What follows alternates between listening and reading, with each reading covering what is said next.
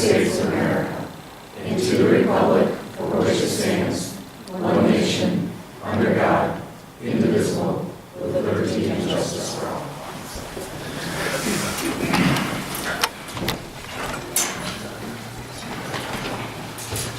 Being it's the first meeting in January, we now have the election of officers process. I'll be presiding during the nomination and election of the office of the president. Nominations do not need a second. We'll be taking all nominations. However, a motion to close nomination is in order and requires a second. After a person or people are nominated, I will ask them if they're interested in that office prior to discussion and vote. Once nominations are closed, a roll call vote will be used for the method of recording votes. At the conclusion of the vote, the president will be seated and conduct the remaining election of officers. At this time, I would take any recommendations for the office of president. Andy Birchfield for president, please. We have a motion from Mr. Connolly. Mr. Birchfield, are you interested in the office of president? Yes. Are there any other nominations for office of president? I would like to nominate Mr. Stahl. Mr. Stahl, are you interested in the office of president? Yes, sir. Are there any other nominations for office of president? Motion to close. Second. We have a motion closed by Mr. Trombley and a second by Ms. Reed. We'll begin with a roll call vote in relation to Mr. Birchfield. Question first is on the votes. It's the first to get... First get four. First to get four. Okay. Ms. Ackerman? Roll call vote. Mr. Stahl? No. Mr. Trombley? Yes. Mrs. Reed? Yes. Dr. Chesney? Yes. Mr. Myers? Yes. Mr. Conley? Yes. Mr. Birchfield? Yes. Yep.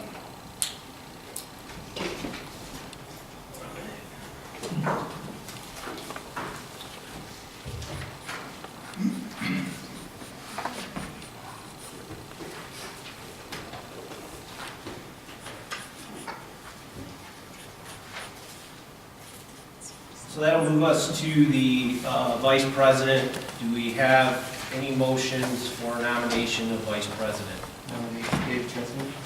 Okay, President. Mr. Chesney. Any other? Move to close nominations. Second.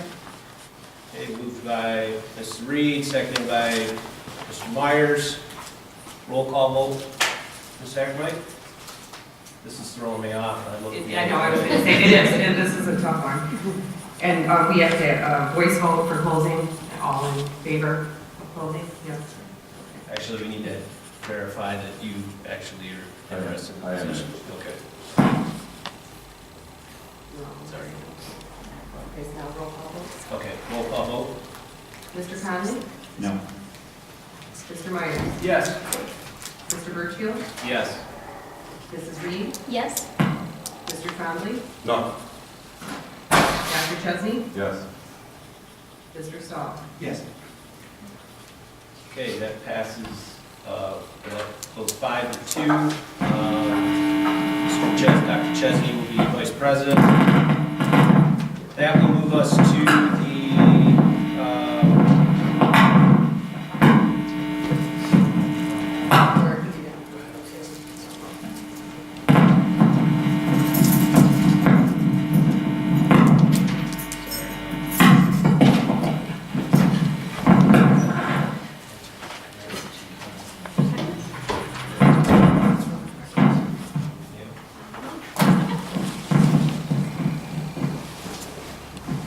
okay.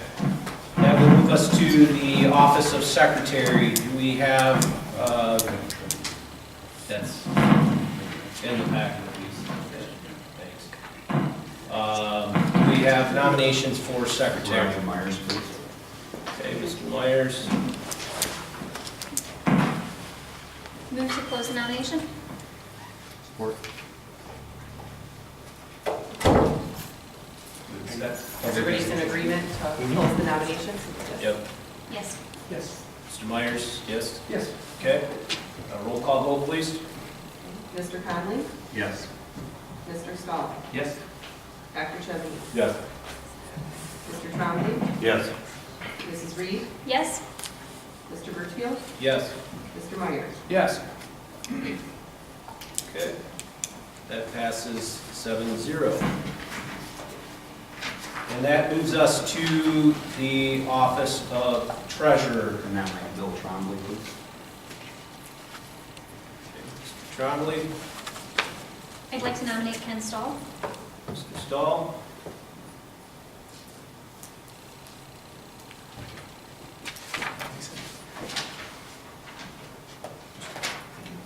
We need a motion. Move to close? Move to close. Supported by Who supported, Mr. Myers? Mr. Myers. Mr. Trombley, you accept? Okay. We all agree to close? We all agree to close? Yes? Yes. Okay, roll call. Start. And this is for Mr. Trombley? This is for Mr. Trombley. Mr. Birchfield? Yes. Dr. Chesney? No. Mr. Trombley? Yes. Dr. Chesney? Mr. Myers? No. Mr. Myers? Yes. Mr. Conley? Yes. Mrs. Reed? No. Mr. Stahl? No. So that would pass 4-3, correct? Okay. So that completes the election of the officers. We'll move forward. Congratulations, everyone.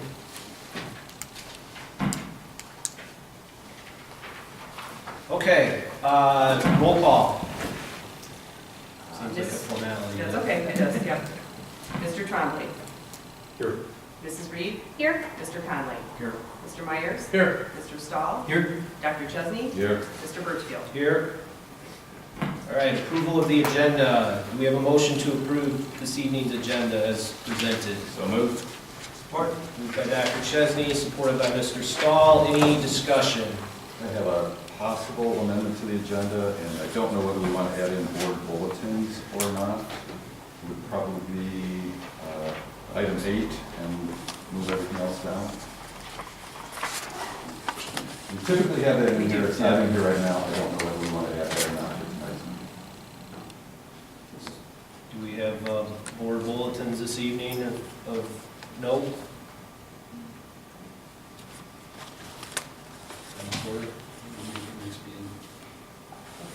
Okay. Yep, that's right. All right. All those in favor signify by aye. Aye. Any nays? Passes 7-0. That brings us to the first call of the public. Anyone that wishes to address the board this evening, please come up to the podium, indicate your name and address, and we ask that you limit the presentation or comments to 3 minutes.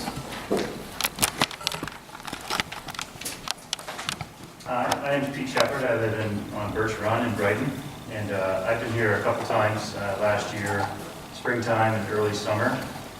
And it's regarding LED light retrofits that we're working with facilities and the board and trying to get a proposal kicked off with a zero CapEx program, which leaves you with nothing additional out of pocket. In essence, we put the lights in, the savings paid for them for a term, and then Brighton area schools for the rest of the life, which is 25 years plus, garners all the savings.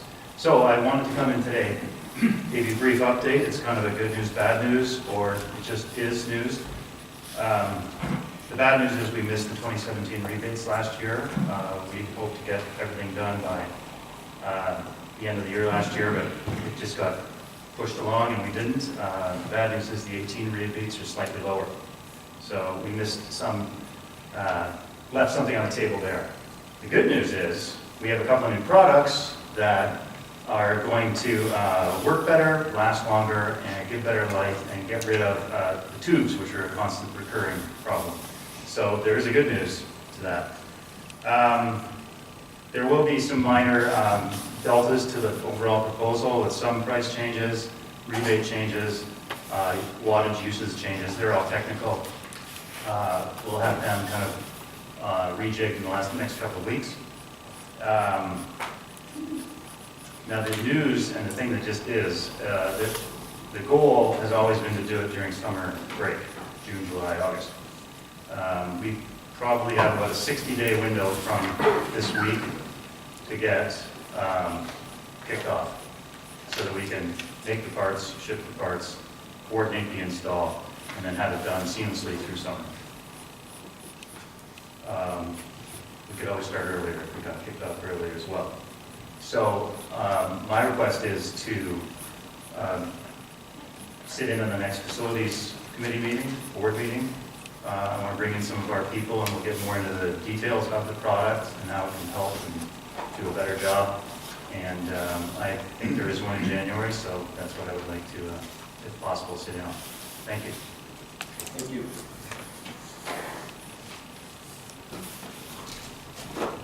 Does anyone else wish to address the board this evening in first call to the public? Okay, seeing none, we will close first call and move to superintendent report. Dr. Gray, representative. We begin tonight with Izzy Glom. She's back after a little hiatus and has information about the high school. Hello everyone. So we recently had our winter break and it was very relaxing for all the students. I know that for sure. Right before the winter break, we had our holiday show, which was called There's No Place Like Brighton for the Holidays. And it was a huge success with all the students and the teachers and the parents. Everybody loved it. After the winter break, it is now like full speed ahead. Everybody is getting ready for exams in about 3 weeks. So all the students are getting ready for that right now, and that will conclude our first semester.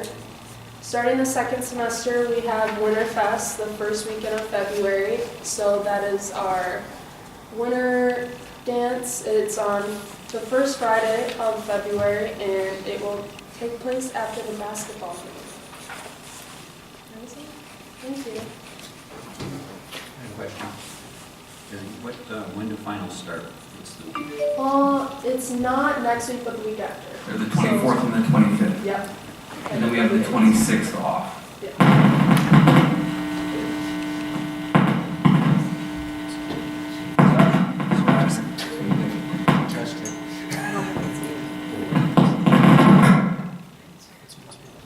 Our second superintendent report tonight, we have Athletic Director John Thompson here to give a little presentation to the board about one of the latest things that we've been looking at in terms of contracts, third-party wise for our coaches. So, Mr. Thompson.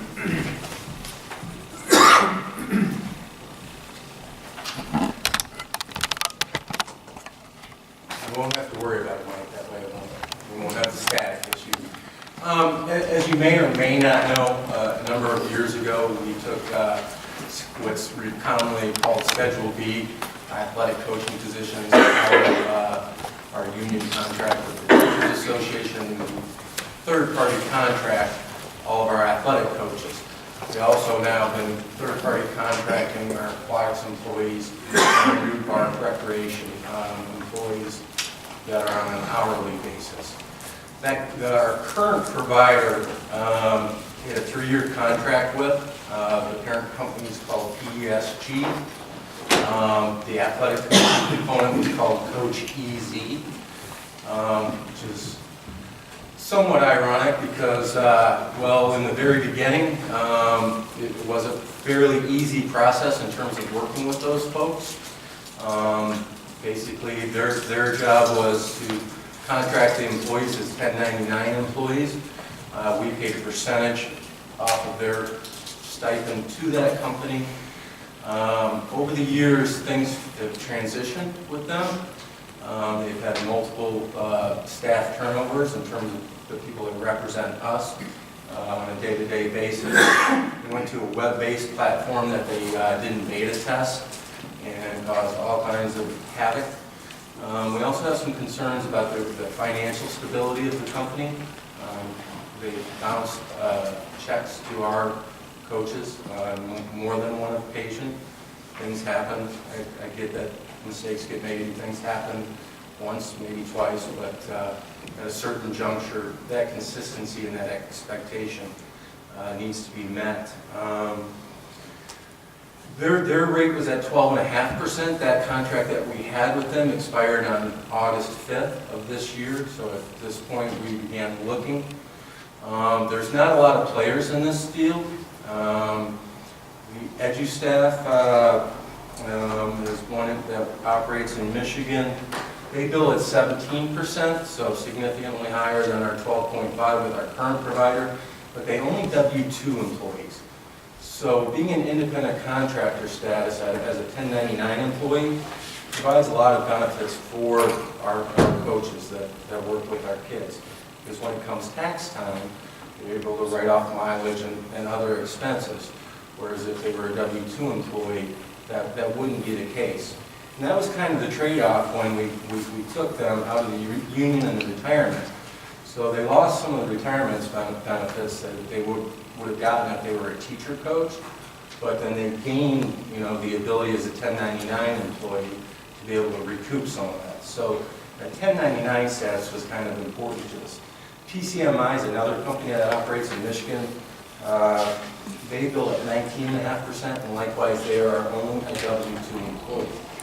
So system. So being able to try and find a company that would 1099 was really the kind of what our search was. Either that or we would need to stay with where we were at. So in the middle of October, I became aware of a company called Safe Ed that works for Troy Public Schools, as well as Lake Orion and Rochester, providing security services. Within the last year, they branched off and now are third-party contracting coaches and substitutes and some other things. Dr. Kistinger and I met with them, and I believe it was October 23rd, along with a representative from Troy Public Schools, to hear their pitch, see their contract, those type of things. So based on where our concerns are at with our current provider, we're looking to transition to Safe Coach, which is a subsidiary of Safe Ed, which is based out of Troy, Michigan. So just kind of wanted to provide that update on that. Keep the board in the loop as to kind of where we were at, the due diligence that we've done, and kind of where we're headed moving forward. So that's all I have. John, can you use this to meet anyone else other than the coaches? What's that? The only two Mr. Greibel's Park hourly employees and Mr. Black's Aquatics hourly employees also go through Coach Easy. And that was one of the complications because it's 3 different entities within Brighton area schools, all Brighton area schools, but they would mix and match our staff and actually paid some people at one point where they weren't supposed to have gotten paid, so we had to go back and get that corrected. And it's just, over the course of the last year, we've gotten to the point to where the communication is broken down so much. Right now, I'm calling the owner of the company. If I need to get something done, I've got to directly call the gentleman that owns that company. I know that website wasn't paying a lot of that times they didn't have information. Yeah. Thank you. A question to you. Now, I'm trying to understand kind of the structure. So we would first look for teacher coaches, like in all regards, and then if we can't find teacher coaches or members of local community, then we go to Safe Ed to fill in the positions that are open. I mean, is that kind of we handle all the staffing, basically. This is how they get paid. Yeah. Oh, this is just how they get paid? This is just how they get paid. Just a pay mechanism. Okay. It's a third pay. Explain why we went to that. What was the reason that we got away from? It was bargained out of the contract. It was bargained out of the contract. It was more cost efficient for the district at the time as well. And our coaches have been fine with that concept. With this percentage we're paying, it's still cost effective. Yeah, way cost effective, because if you take, let's say you even took the most expensive one at 19.5%. When we used to pay into the retirement system, on every dollar is 36.5 cents. So it'd be 36.5%. So even if you took the highest, you'd be still half as much in terms of that. So effectively, we're getting more coaching for the same dollar by saving some money. Correct. And well, actually, our rate will go down with City Coach to 10%. So we'll gain another 2.5%. So it's about a 26.5% savings. And it's strictly for handling payroll, not for staffing at all? That's it. We do all the staff. Okay. Thank you. Thank you. Question. I noticed you mentioned that a number of the companies that you looked at for this switch have their payroll set up so that the individual is a W-2 employee instead of a 1099 contractor. Are we comfortable with treating our coaches as 1099 contractors? That's an area of active litigation across the country. Are we sure we're confident in that position? Are they sure? Are they providing us any reps and warrants on that positioning? And no, they are, certainly licensed, insured, and bonded.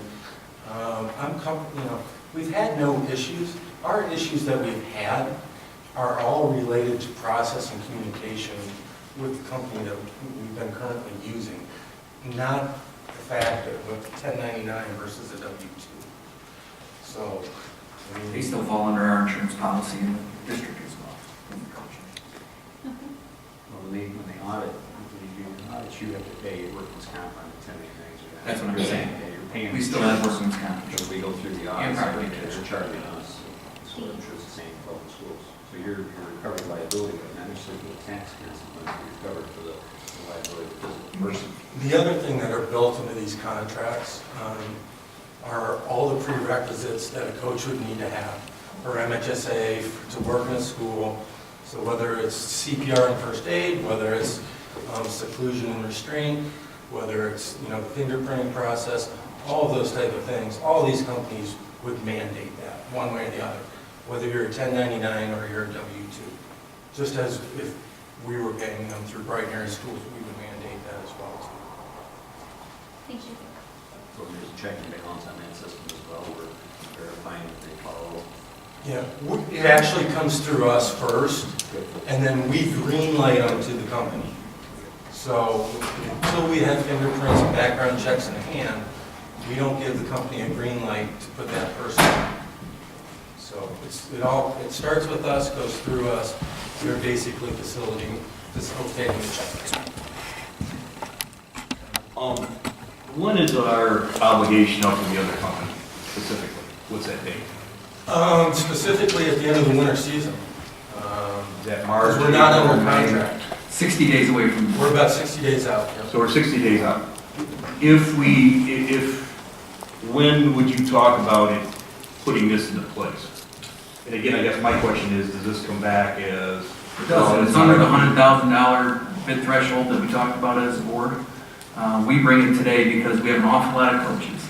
And whenever we switch a system, there's a lot of anxiety in relation to switching the system. So this is a purely informational item. And it'll take some time to re-enroll, so we wanted to provide the information to make sure that everybody was comfortable, because we're going to need some startup time for the re-enrollment. Well, that's what I wanted to find out what that overlap would be. We could go in spring. We're leaning a little bit towards summer because it's an easier implementation. All right, so there's no obligation to continue the other company to the summertime and then enact this? We're not under contract with them right now. Okay, We chose not to because we knew we were going to move away. so we're month to month or whatever you want to call it, right? Correct. Got it, okay. Those financial concerns were a little disconcerting to us.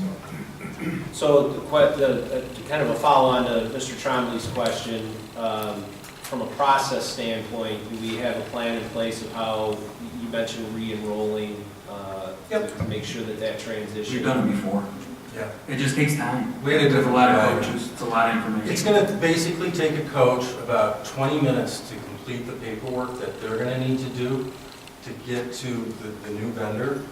And then what they're going to need to do is they're going to go online and they're going to need to complete 3 online modules that are about 15 minutes in length. It's a training.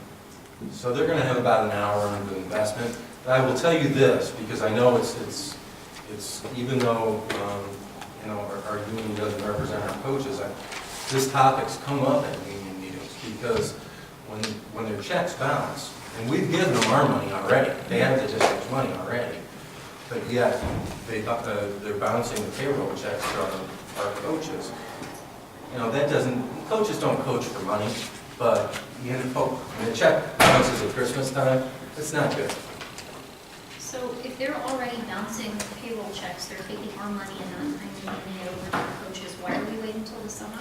We don't have to. That's one of the reasons we're bringing it to you tonight. I mean, I could pull the trigger for spring right now. I mean, I would be concerned about us getting our own money back if they aren't paying our coaches. We've never had that problem when we've called them, but we're getting tired of the process. So they've already been paid upfront for the salary for all of the winter coaches? They've been paid up front for all the our winter people in athletics. That we pay twice. We pay about midway through, and then we pay, give or take, a week or two before an end of a season. Seasons all end a little bit different time. So our checks, 98% of our coaches got their checks on December 21st or 22nd. Now, I had the owner in my office to make that happen. Because one of the other things that they've done is, so we put in the pay dates that we would like our people paid. They've gone into their system and then moved the pay dates back a week or two later, which, Plus they get to 12.5% on top of that they're just hanging on to our money as well as all these other districts. We're not the only district having the same conversation right now. So I think, I mean, to me, it seems like we should be accelerating getting our coaches, if it's gonna take them an hour of time to get set up, let's get that process moving so that we're not in a position, so that we can transition quickly. Because I'm getting the sense everybody's in the same boat, that we're not having a lot of Spring conversations. sounds good. That's as soon as you can do it. Okay. So we wanted to know. Thank you. Thanks, John. That's all I have.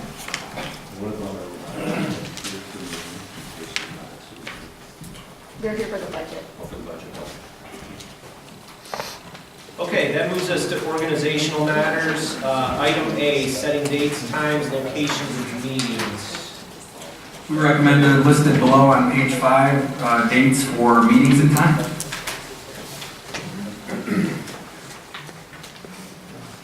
Does this need a motion to be approved?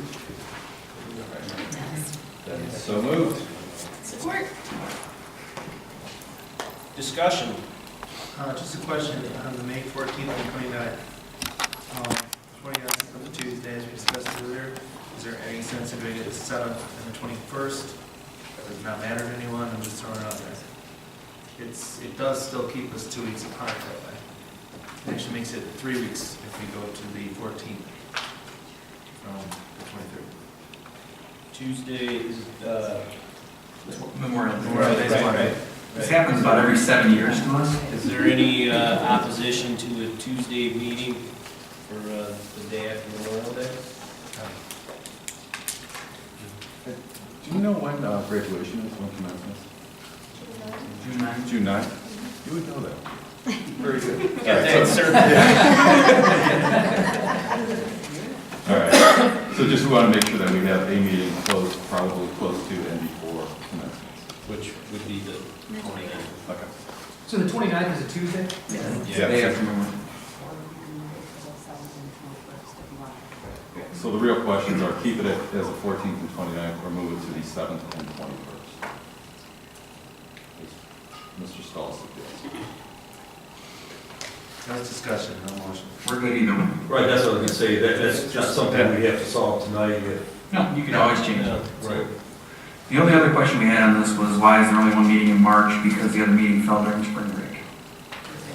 We have it on that Monday, the 26th.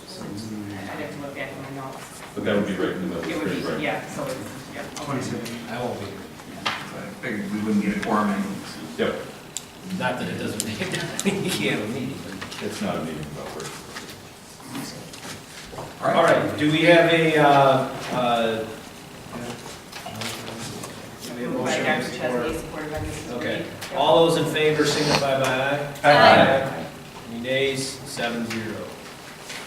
Okay, that brings us to depositories. Dr. Gregg. We recommend you designate Comerica Bank as their depository fund for Brighters. Moved by Mr. Stahl, supported by Mr. Trombley. Any discussion? I have a question. Is there, obviously, we look at this, annually, and we look at what the options are from the different banks. Now, this particular bank is where we deposit our per pupil funding money that comes in from the state. So this is where this is all the big dollars come in and go out.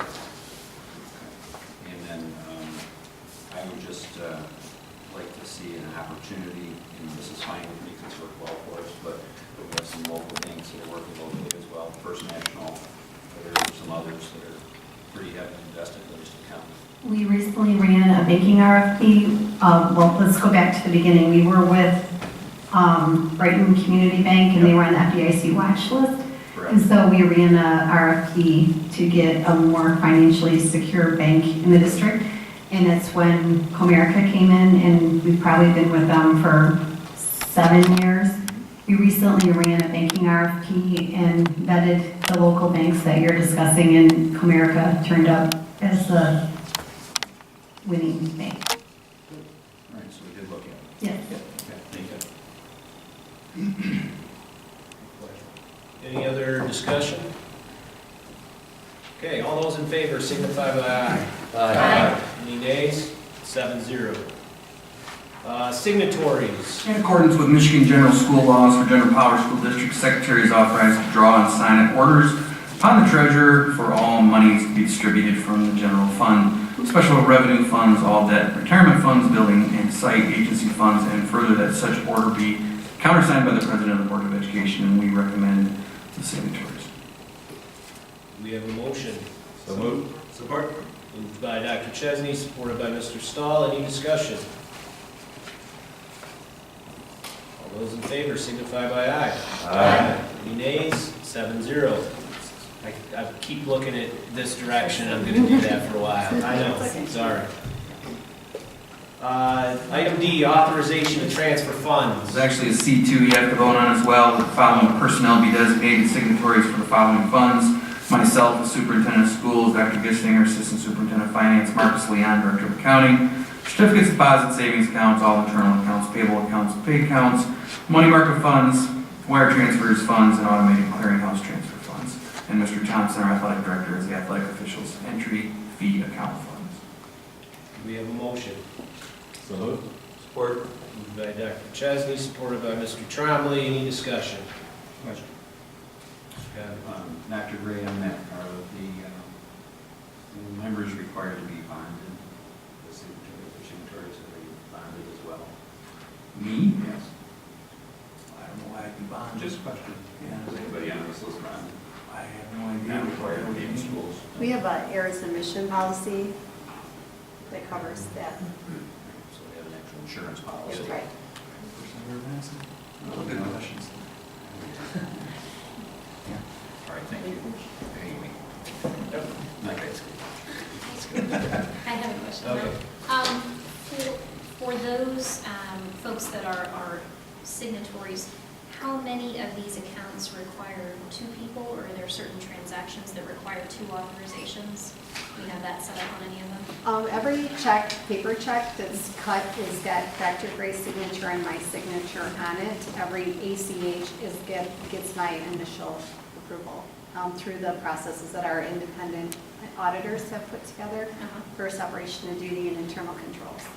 How many of those types of processes are also in place on Comerica's side? Does Comerica ask for 2 people on a wire, 2 people on an ACH? Yes. Okay. Thank you. Any other discussion? All right. All those in favor signify by aye. Aye. Any nays? 7-0.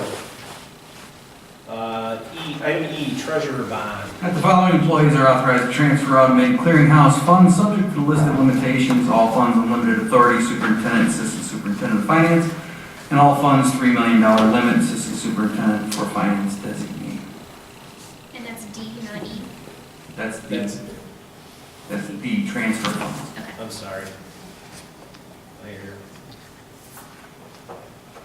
Is there a motion? So moved? Moved by Ms. Reed, supported by Mr. Myers. Any discussion? The question that I have, kind of C versus D. In C, we list people by name, and D, we list them by title. Is there any specific reason for that, or is that? Okay.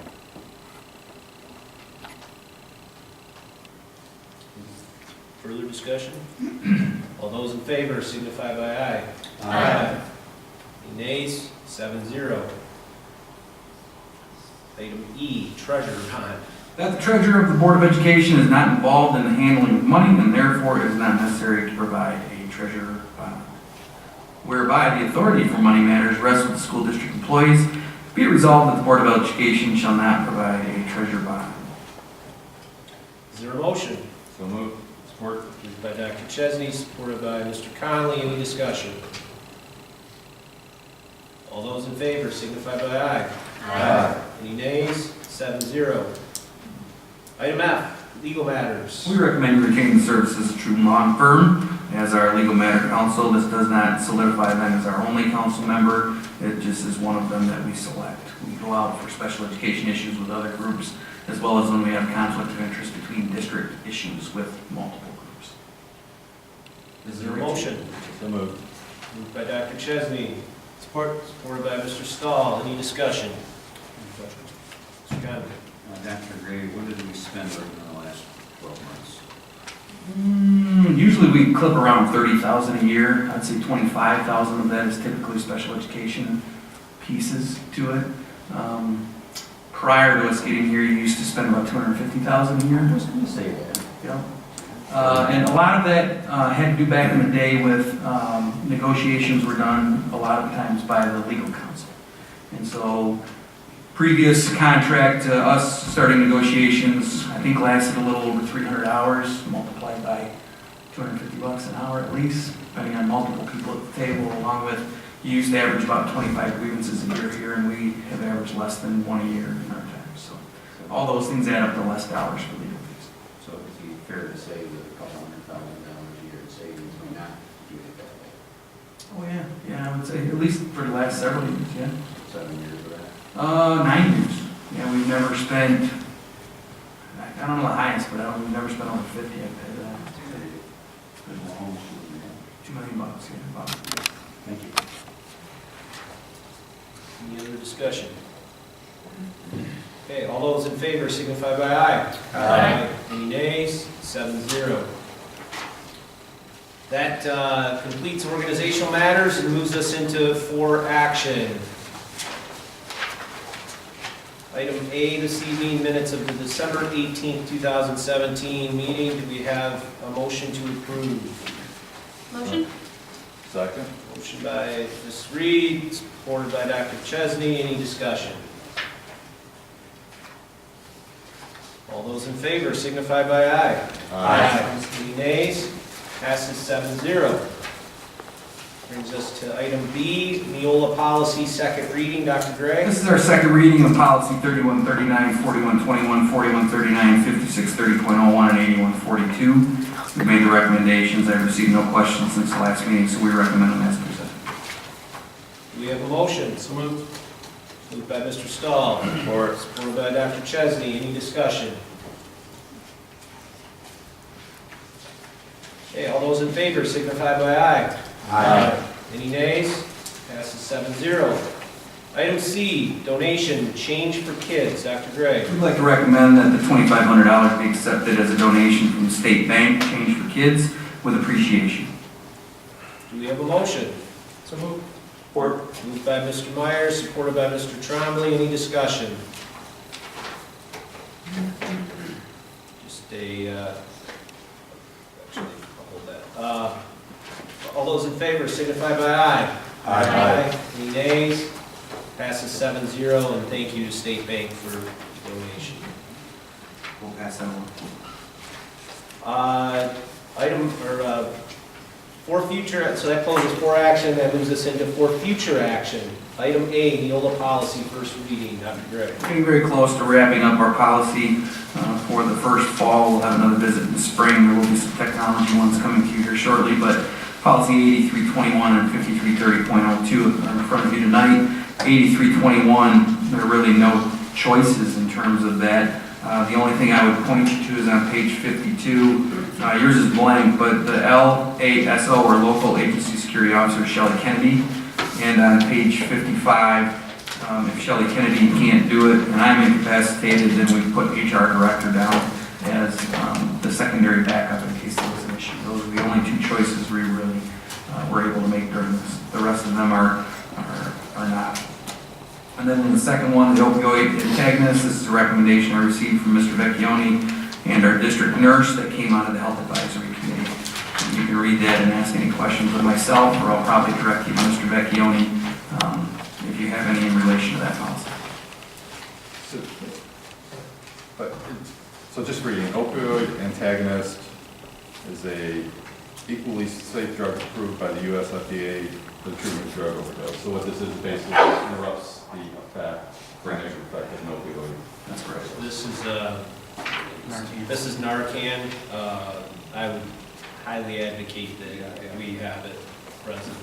And so this is the idea, if there was an overdose, then there's somebody in each school, Two people in each school would at be. just the secondary schools. Just a secondary. If you look on this, what we've highlighted on page 67, paragraph 2, you see I have the word secondary put in there on the first line, and then we also have that later on.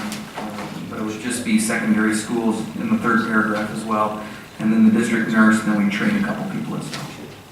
What is the method of application? Is it? It's like an EpiPen. Is it EpiPen? Okay. So is this just a domestic? We use the high school in Scranton. Yep, we consider high school in Scranton and the Bridge our secondary schools. So we'll have 3 locations. We have 3 locations.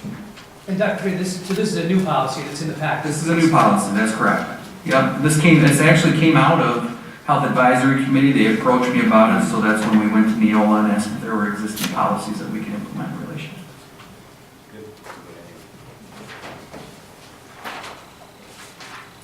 Okay.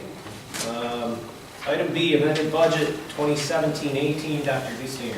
Yes, good evening, board. You have in your packet the 17-18 amended budget. I prepared a brief presentation for you to review, and you have a couple of weeks to look that over. Let me know if you have any questions before you're asked to approve it. So let's get started with our good news. You have also in front of you a chart of our fund equity, and I'm happy to report that since 1994, when the proposal for the funding structure of public schools came in place, we are in a position to have the largest fund balance in the history of Brighton area schools that we're sitting on right now. So that's really great news. We knew we would come to this point, and we have arrived. Our fund balance represents about 7.3% of our district expenditures, and we're at 7.5% of our district revenue. That's with shared service. Without shared service, you'd be over the 10. Also, I may point out that we're also at the largest enrollment number that we have ever had in Brighton area schools, where we're just over 8,000 students. A couple thousand of those are attributable to the shared service program. We service about 14,000 students in that program, and they boil down to 2,000 FTE. Some components of the budget that are in your board packet, I had the pleasure of attending a presentation that our robotics students put together in our auto shop. We have several of them in the audience today. We have Zoe Townsend and Hans Wiesinger in the back row here. The students put together a very formal presentation. I was extremely impressed. There was 7 or 8 of them. They all took turns presenting the components of the robotics budget. I was very impressed with their presentation skills. I teach accounting communications at Walsh College. I can't get students that are significantly older than our high school students to have those types of oral presentation skills, and I told them that. They didn't read off the slides. They were very comfortable. They looked me in the eye. They shook my hand, all the kind of soft skills that employers are looking for. Our students very adequately demonstrated those skills, so I was very proud of them. And so in our budget, we put in a $47,000 budget for robotics put together by the students, and these were the things that they had asked for to move the robotics program along. And so that's a component of what's in our budget book. A little update on the orchestra program that we started this year. You may be interested to know we had started with our 5th grade. We also have Marcus Leon in our audience. He's our director of accounting. This was his responsibility to launch the orchestra program, and working with our new orchestra teacher, they did a fabulous job. We have 82 students across 4 sections in the 5th grade, which far exceeded our expectations for the number of students we thought might be interested in a strings program. We bought 20 brand-new instruments just to kick the program off. It cost about $11,000. And then there was a neighboring school district that had a defunct orchestra program. We snatched up almost all of their instruments, 110 of them. They were like new, and we bought all 110 instruments for $13,000. Next year, we're moving on to adding 6th grade for during the school day, and then also a 7th through 12th grade for an after-school option. So big interest in this program in Brighton. Cutting news, you may have heard that the LRS, or the state has determined that the withholding to our district employees of 3% that occurred from July 1 of 2010 till August of 2012 was deemed illegal, and so those funds are going to be coming back to each local school district, who in turn will disperse them to our employees. And just to give you an idea of the scope of the magnitude of this issue in our school district, we have 443 inactive employees that we have to hunt down from as far back as July of 2010 to be able to disperse those funds to. A very daunting task, but a lot of them are active retirees, so the retirement system knows where these employees are. And we have 370 active employees that are currently on our payroll that fell into this withholding time frame. You may have heard it was a $550 million withholding that was escrowed over a number of years. And to our district, that was $1,742,708. They're also going to tack on interest to that as well. We're to receive that money on January 22nd, coming back to the district, and we're hoping we're going to be able to very quickly turn that money back over to our employees. I'm looking at the first payroll in February. I don't know if there's any unforeseen situations or circumstances that we cannot determine at this point, but one thing that we did do right was that we treated this as a taxable event for FICA when it was earned back in 2010, 2011, and 2012, and we exempted it from state and federal taxes. So there is no budgetary effect to us for having to pay the employer portion of the FICA because we paid it back in 10, 11, and 12. So not all districts are that fortunate. Some of them have not taxed it for FICA and now have to. Some of them have taxed it for federal and state and not FICA and vice versa. So as far as a taxable event for our district, we're in the best situation we can be where we just refund the money to our employees. We're also hoping to be able to give them an option to take that, because essentially to them it's pre-tax other than FICA, and put it into their 403B or their 457 account, so it doesn't become a taxable event for them and boost their retirement savings. So that's just something to consider, something that we're faced with in the near future. Very daunting task for us. So we feel like we are able to accomplish the returning of our money very quickly, and other than maybe some additional therapy for my staff members having to deal with this, I think we're in really good shape. If we hadn't done the tax piece, it would have been about $150,000 into our budget. Just for a number. Good job. So do we have any questions about the budget, or just let me know over the next couple of weeks and I can respond to your inquiries? Dr. Gissinger, I have a question. Yes. On robotics, I know they do a lot of fundraising, and we have accounts set up to do deposit the fundraising dollars in. Is the amount that we're allocating for robotics including what they were funded, No. which is over and above? It's over and above that. Wonderful. So then, how much have they got in their savings account now? I haven't looked. I don't know. Does Hans and Zoe, do you know what's in your internal account? Not off the top of my head, I'm sorry. I think they fundraise about $26,000 a year, and they do a good job of allocating those resources to the program, but I'm sure they have some left over. Thank you. Does this money, what did we pay in last year? Last year, it was around $26,000. So the increase in the program was about 38%, and we almost doubled their budget Okay. as far as student participation. Yeah, a lot of it has to do with size of group. Groups getting They bigger ask and for bigger. things that will sustain them over a number of years. For instance, a 3D printer that they want, you're not going to have to buy one of those every year. They run down to another classroom and use a 3D printer in the other classroom. And you know, I've often said, I can't wait for the day when we stop talking about money, we start talking about students. We have arrived. We do have the resources to be able to provide whatever our students need, particularly in light of the fact that they're actually using the 3D printer. We just wanted to put one example. We can name off another 10 pretty easily in terms of other funding opportunities that we're doing across the district. One of them being a pilot program for CTE programs, bringing Scranton kids over to the high school for a 7th period and rotating them through an 18-week period with 6 different high school teachers, which is again going to be a pretty neat program. One is Ms. Costa, the other is Mr. Jordan, and the final is Mr. Roberts. A couple of questions. One is the Techno Dogs, they have physical space at the high school?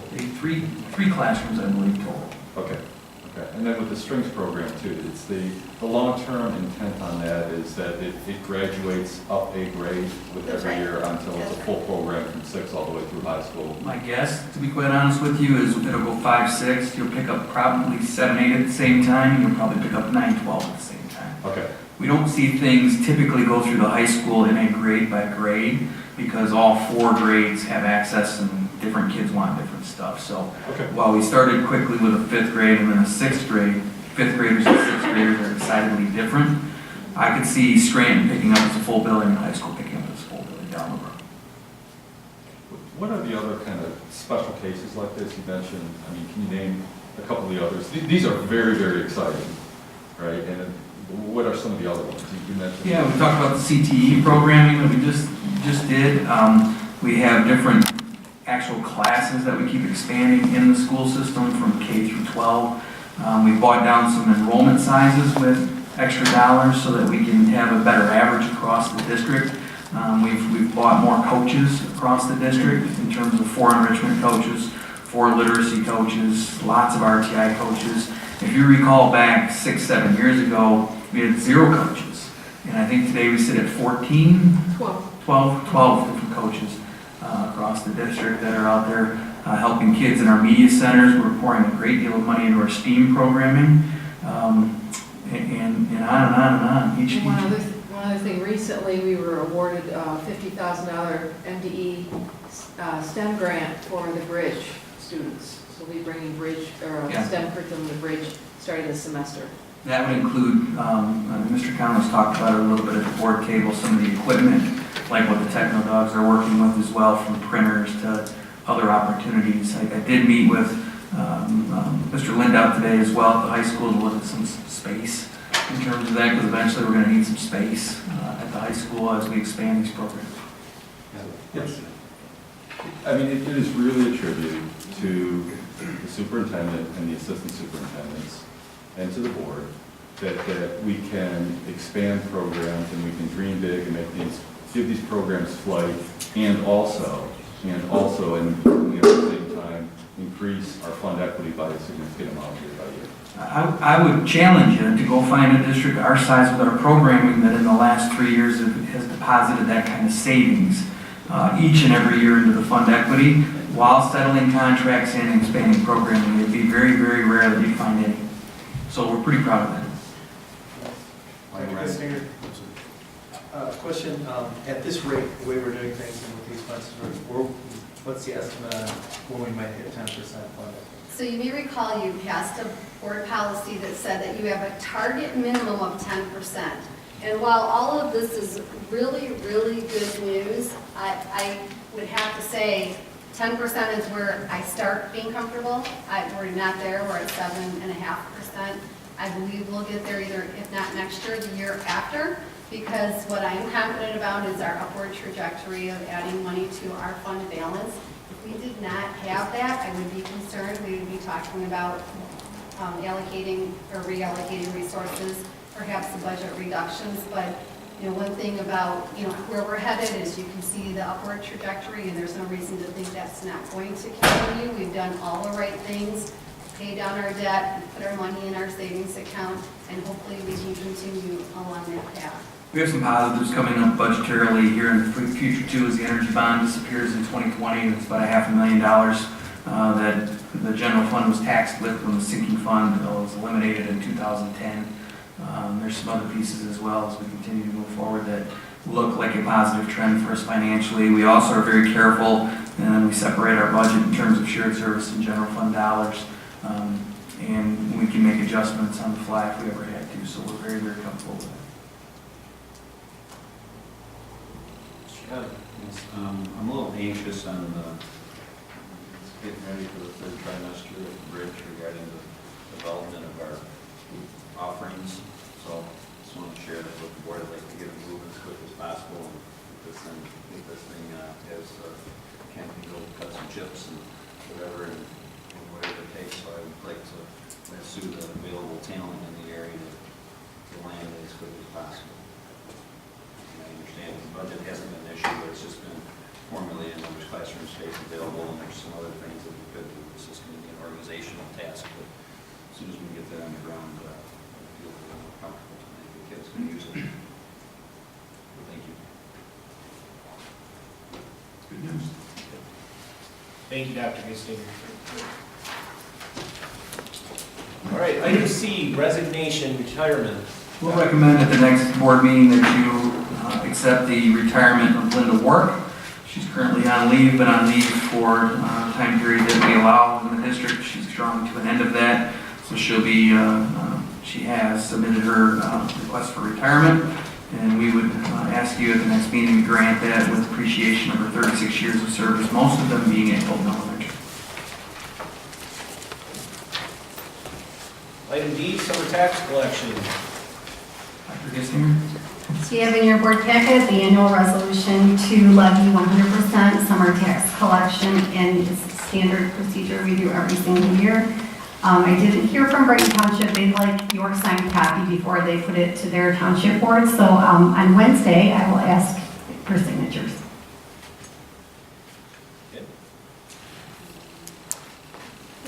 I'm sorry, can I ask the question? Yeah, absolutely. Wednesday of this week? Well, because you have your planning session, we all get back together because we don't have the forms. I just got the voicemail from them late today for you to send today. Okay, so should this have been in for action instead of for future action? So it'll be for future. There's no rush on this. What they would like is, I mean, we could even wait if you wanted to not sign it until the board approved it before we send that over, which may be a better process anyways. But just to let you know that they're not going to put it to their township until they have your signed copy. They've done that at least the 9 years that we've been here. And the resolution, or at least the rationale that's included here, says that we were supposed to do this by January 1st. Yes, it says it's renewed year by year unless equivocally revoked by the board, which we haven't made that motion. So we just write on last year's resolution and put this in front of you as good fiscal practice every year. Okay.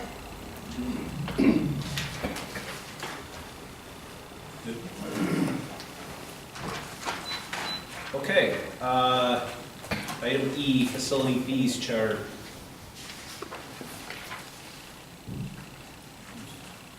This one isn't mine. This is, Mr. Thompson prepared an updated version from what you have in the board packet, and I will defer any questions that you might have about the content here to Mr. Thompson.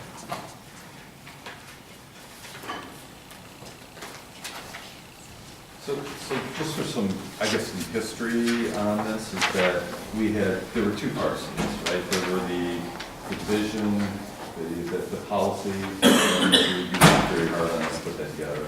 And then we chose to separate the fee structure from that so that we weren't voting on both things. Yes. So this is the fee structure, and with the idea on this I mean, we approve this in whole, or that we debate this, kind of line by line, or what, I mean. That is entirely up to the individual members of the board. Okay. I think it's certainly open for discussion, however we would like to tackle it.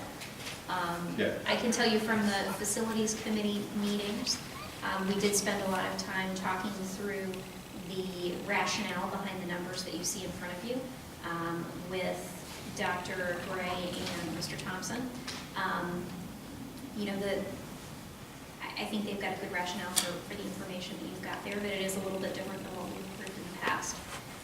The main thing that connects this with the work we did on the policy and the procedure is the description of the priority for scheduling and the actual definitions behind the A, B, C, and D that are listed at the top, each of those columns.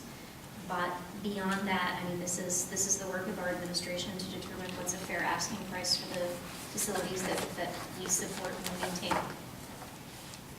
And I'm certainly not in any disagreement with it. I just wanted to know, how and why the numbers changed and the rationale. Yeah, the only numbers that changed were buses that typically goes with increases in pay, because it's pretty much a break even for us. We're not trying to make any money if we rent buses, because typically they're the sporting events where we send kids in terms of that. The other one, and we've gone back and forth on this one a number of times, is a whole pool rate versus a lane rate. And we've gone back and forth a number of times on this. The group felt the lane rate, because we are utilizing the pool at such a high rate now, was a better option for us. That's why we did that.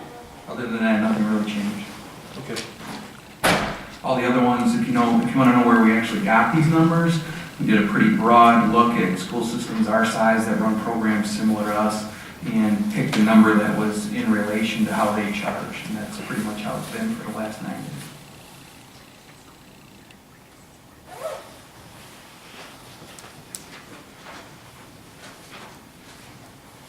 There's fair rates, which I'm sure these are, and then there's the how do you administrate the bookkeeping for those fair rates.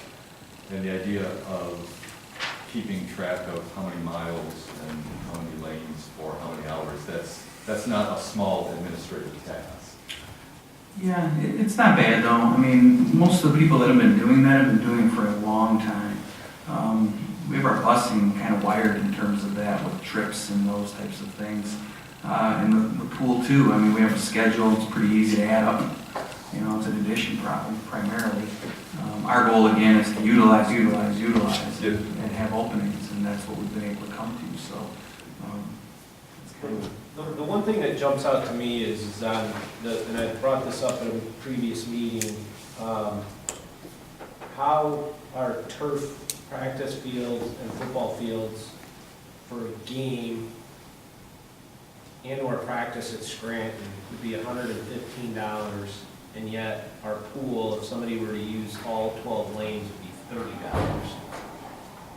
I just, realistically, I have a hard time understanding how our pool costs a heck of a lot more money than a turf field. We typically look at, and John can talk about it a lot, but we look at replacement costs too over time. So we'll have to replace the carpet on the turf anywhere from 8 to probably 11 years. Mr. Stromley, would that be in a realm of it? Whereas the pool's going to last you 50 or 60, so there could be some amortization in terms of the schedule. Last one's almost 50. Yeah, it's 48. So that wasn't really maintained. So, but a field doesn't have the operating costs. I agree completely. Yeah. But we also use the pool because they're paying for it. So, I mean, The water can be heated anyways. But yeah, and our goal again with the pool, and we've been in these conversations, is to get to zero. Again, we're not trying to make any money off these facilities, so we're getting dangerously close to doing that, not losing money on the pool, which would be great. We estimate in the next year or two we'll be there, but I don't know, we'll see. Yeah, the only thing I would add on to that is, the market value rates. I mean, as we looked at the like facilities and like size communities and neighboring communities, we kind of wanted to come in that middle spot. And so we rented a field in Howell, we rented a field in South Line, and we rented a turf field in Brighton. That's kind of how we came up with that number. On the pool rates, which is really the only athletic facility rate change, that came about because our new aquatics director toured the state of Michigan and likewise looked at like facilities and how do you do it? Are you billing by hour, are you billing by lane? If so, what's the cost of that?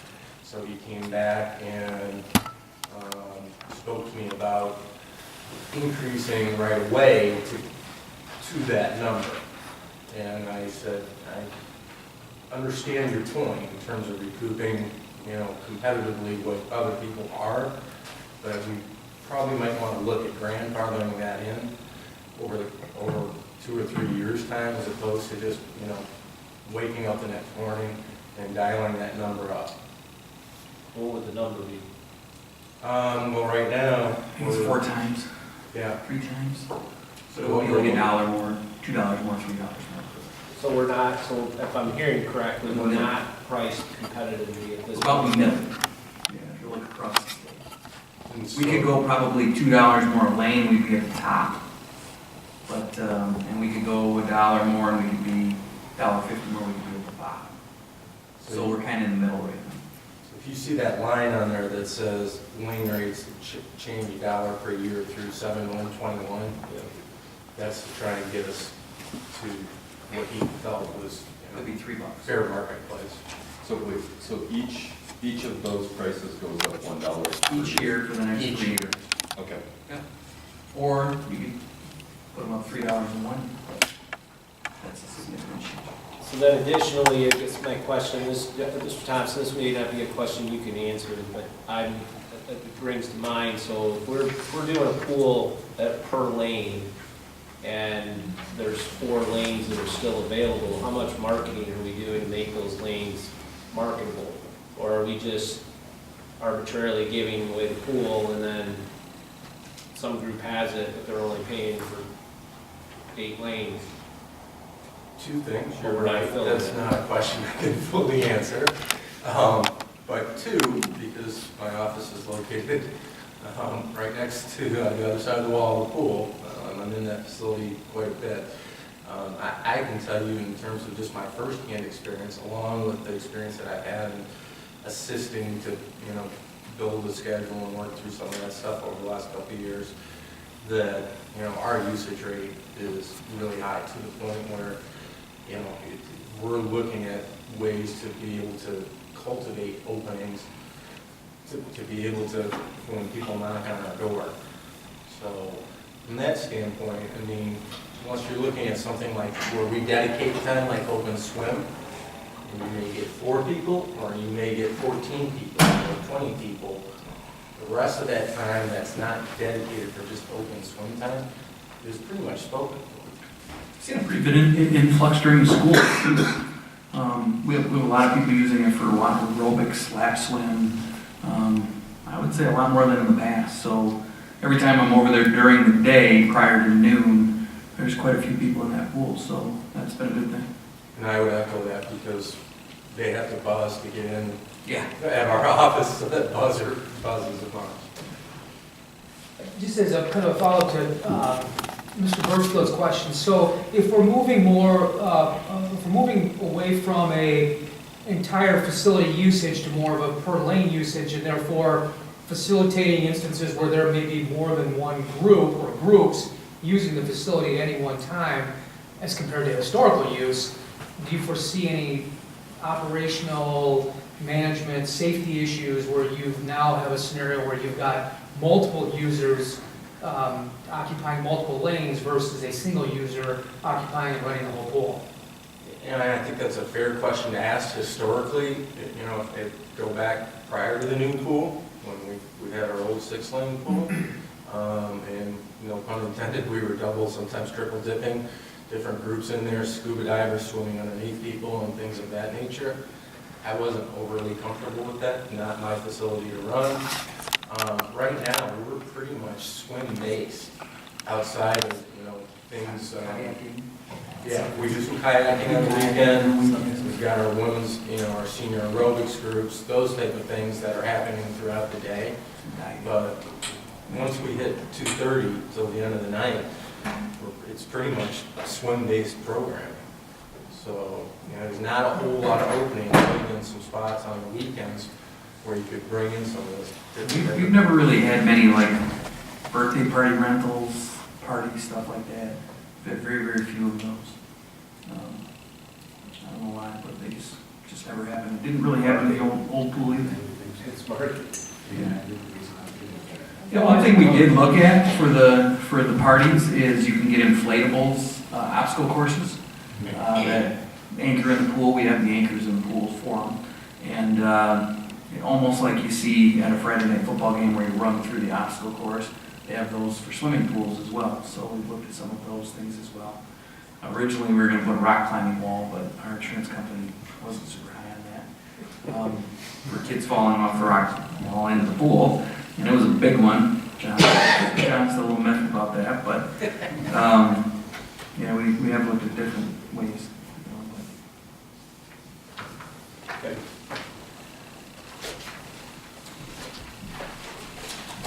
I believe that's all we have for future. All right. That brings us to board committee reports. Do we have any board committee reports this evening? Then we need to schedule the next one for facilities. And also, Dr. Gray, you mentioned earlier about speaking with Lindholm today. And what about the wall? We were looking at. Yeah, two different questions, really. One with Mr. Lindau, one of our architects we've used. We've been tossing around different ideas on flexible classroom space and CTE offerings. We've looked behind the high school, and there is some opportunity back there. So the committee itself actually gave me the ability to meet with Mr. Lindau and do some conceptual ideas in relation to that. I do have a small layout in terms of that I'll bring to Wednesday's visioning meeting. I don't have any schematic design or general concept drawings yet, but we're getting close.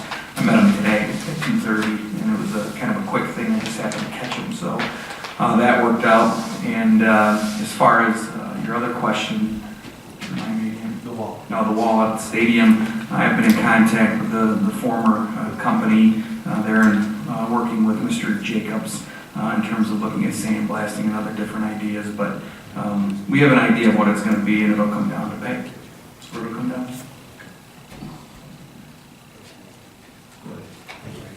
On Saturday, the robotics team had a kickoff. It was an international kickoff. Dr. Gray attended mine, and Mr. Birchfield attended for the later part. It was a nice deal. And our students were there. Tell me the number of teams. You guys remember nationwide how many teams we had? Nationwide, I'm not sure, but in Michigan, we have over 400 teams. That was 13,000. It's a huge number, and it was an international kickoff, and they all launch at the same time, and then I believe they were allowed to start construction of the machine on Sunday. And I believe the build season is 6 weeks, and then they were out in competition. They've been preparing since, October, November, meetings, and been an ongoing, very busy time for them. And I think it's important to know that it covers several groups, and I'll refer back to Andy, who was talking to their head coach for a minute, with how many groups were involved in developing the robotics team, from the business group to the engineering to the, I don't recall off the top of my head. It was. So we have the fabrication team, we have the business team that covers the marketing of the robot and the recouping of sponsors to fund the robot. We also have the programming team, and then we have the base engineering team. in that, when you look at the robot, right now, if I recall, last year sponsored General Motors, Ford. What were the other sponsors? So we had Hitachi Automotive as one of our sponsors. We also have various families that support us that have kids on the team through both financial or volunteer work. And the volunteer side, how many adult mentors do you believe that you have approximately? Right now, I want to say about 12. And the ones that I saw there that I recognized, a lot of them work for General Motors, Ford Motor Company, some from Chrysler. Are you guys going to be working at the General Motors Proving Grounds this year as well? For certain tasks. But we're mostly focused on working at the Brighton High School room that we have currently, which is the 3 classrooms that we have in the Brighton High School, and also the auto tech room, which we work out of. I think that's working out well, because I think it got the most transportation to get you to the Proving Grounds. They had the students, I can share with you, though, General Motors opened the General Motors Proving Grounds to Brighton students several years students through safety training and badge them in. You have students this year that will be attending there. Yes, we did go through the safety training, and we have all the team currently is badged at GM. So we do have that option to go there if we need to, but we are focused on working through at high school. So. Understand that privilege. What that means is they can attend, they can go to General Motors, swipe the card, enter the research building on their own. And it's quite a privilege, and real proud of you guys for standing up there tall with General Motors, and the leaders from General Motors are working with allow that. So that's a big thing for people. So thank you. So just to add on to Mr.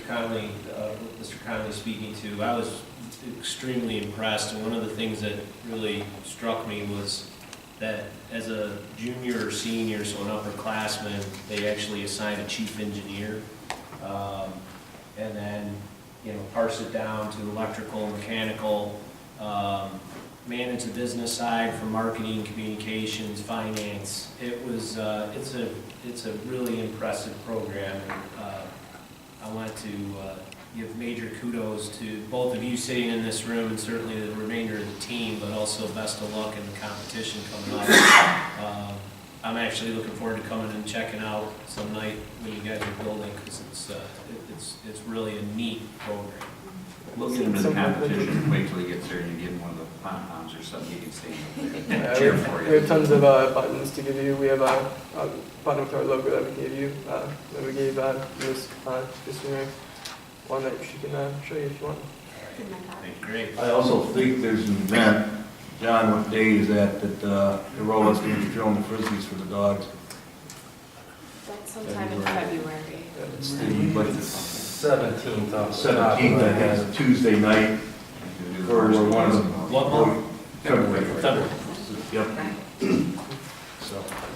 Yeah, good stuff. Thank you. Keep it up.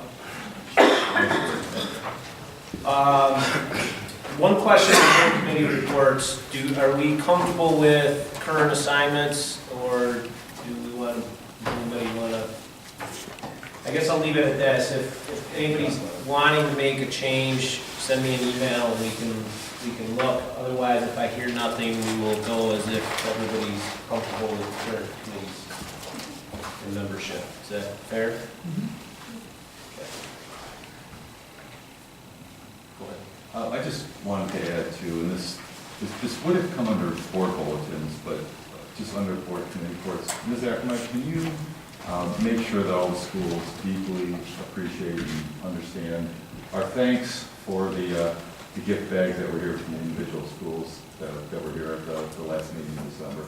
Because I feel like a kid in college might go home and open up the packages, and it's just always joy-filled and very nice of the schools to do that for us. And so I know I deeply appreciate it, and I think I speak to the board that we all do.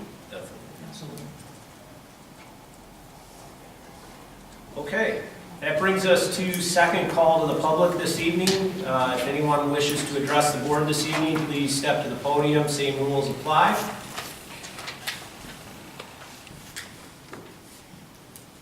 Everyone's rushing up. Okay, that closes second call to the public.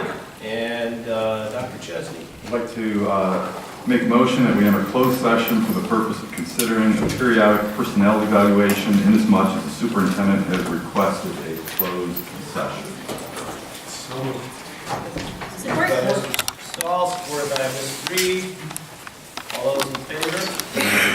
Oh, we have roll call with this, right? Mr. Crossley. Yes. Mr. Birchfield. Yes. Mr. Myers. Yes. Mrs. Reed. Yes. Mr. Stahl. Dr. Chesney. Yes. Mr. Moon.